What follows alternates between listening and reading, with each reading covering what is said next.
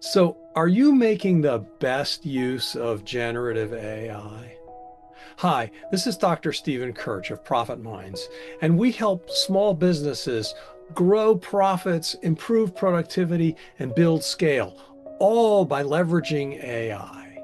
And today I want to talk about the proper use of AI. I was in a mastermind this morning where we were talking about how do you think about AI and how do you use it most effectively. And one of the analogies that I often use is that AI is like a very patient, untiring intern. And what I mean by that is that somebody that you can ask to do the same task over and over and over again, and they're never going to complain. They'll always happily do whatever it is that you ask them to do. But the leader of the mastermind has a slightly different, and I think as AI improves, we need to rethink how we're thinking about AI and how we utilize it.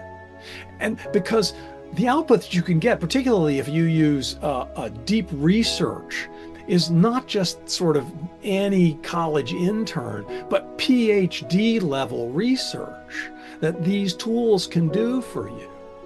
But what's most important is that you use AI as a thinking partner, not as somebody who can provide you with the answer. And most particularly, you want to make sure that if you're having it create like an email for you, that it speaks with your voice. Because if it doesn't, it comes off like AI speak. People can feel it. People can sense it. So it's really important that whatever output you get out of AI, that you really make sure that it mimics your voice. It speaks with your voice, the way you would say it.